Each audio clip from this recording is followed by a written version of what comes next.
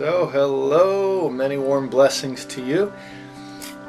So I decided to get back on the video amidst a lot of things going on, just to share something that's come up while I was in meditation this morning, or attempting to meditate. As some of you may know, I started my first web workshop last night.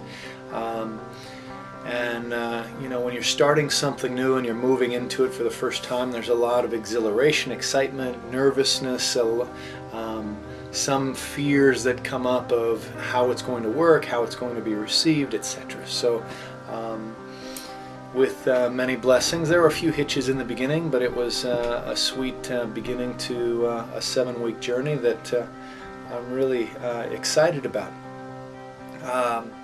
But there was a lot of energy moving through me, and when I was sitting this morning, not much came up last night. I was able to seem to go in and be okay, and had a lot of energy moving through me last night as well. But this morning when I was sitting, man, it was trying to get, or I was trying. It was a hard work to even attempt to get to a still point in the mind.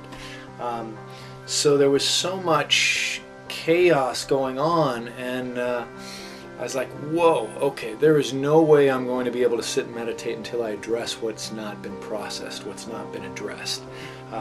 So there's no way in hell, when you're sitting there and you're trying to meditate and all you're experiencing is the chaos, it's because there's a lot of gunk in the head. There's a lot of gunk in the psyche that is not being addressed or has not been addressed. So this is gunk from our past, but also the gunk from our day, from whatever that is going on that's triggering all of this chaos. And the triggers of the chaos from the gunk of the day may not even be what's rambling in the mind. It's likely it's in there, but it's also triggering a lot of other chaos and thoughts that are running through that noggin of yours, okay? So in order to get to a level of stillness, so when you're wondering why you can't be quiet in the mind, this stuff has not been addressed. So it's got to be addressed so you can start to get some stillness in your meditation, in your center. So what I did this morning, I just realized that some of the stuff that came up last night was not being processed. So some of the fears that were coming up afterwards was, you know, I've actually done and taught many live workshops, so I'm used to getting that immediate feedback and to know and to be able to read the audience, the group, and feel and sense when things are hitting home and things are being understood and when they're not. And when you don't have that audience in front of you, it's a new experience for me not to have that immediate feedback during the session and then also afterwards. Like when I finish a workshop, I'm knowing what landed, what didn't land right away.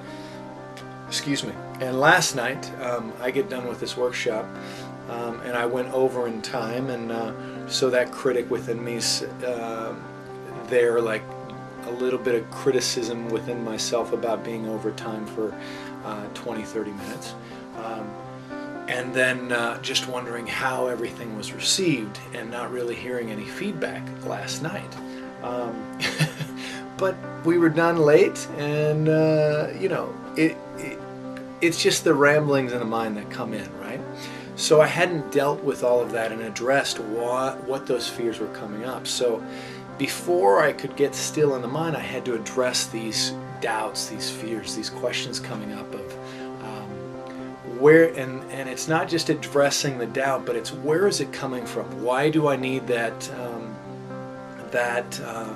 knowing that everything is okay? So where is the root of that? So I got to the root of those fears and spoke to that little one within me, or that part of me that just needs to feel loved, that needs to hear that everything's okay, to feel safe. So once I sat with that part and held that part and spoke to that part and reminded that part of me that I'm okay no matter what happens, whether this is a big success, whatever that means, and everybody loves it or nobody loves it, that I'm loved within me, by me, through me, And then as that seeped in and I realized the truth is that I'm absolutely perfect, period, no matter what,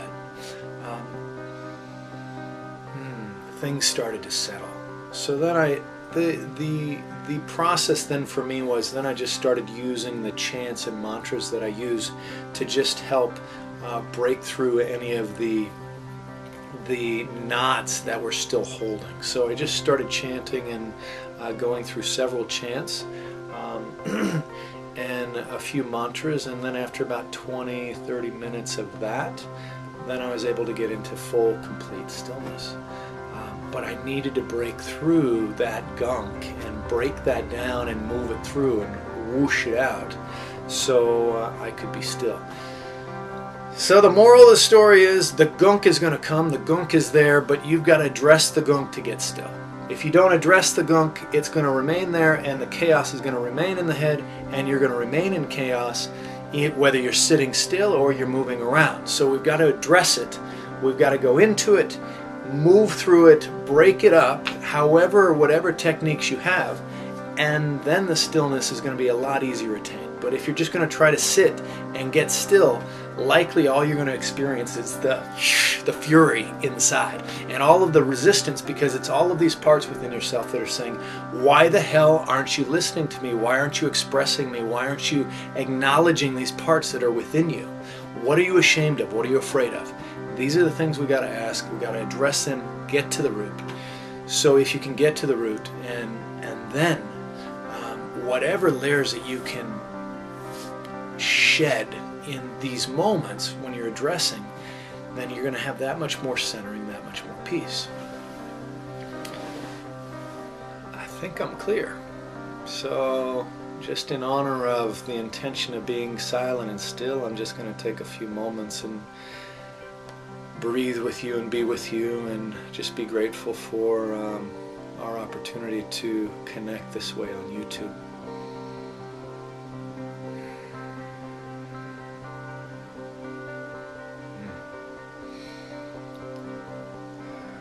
So an honor to be with you, an honor to share, and I just was reminded today, if you're interested in some of my work and deeper work of even my newsletters and other free things that I'm offering that may lead you into interest in trips to Peru or deeper levels of opening into meditation, if you just go on the website that's below, you can sign up for my newsletter and then just start to get all of my my monthly and weekly stuff that I send out. So many blessings to you, an honor to be with you, and namaste.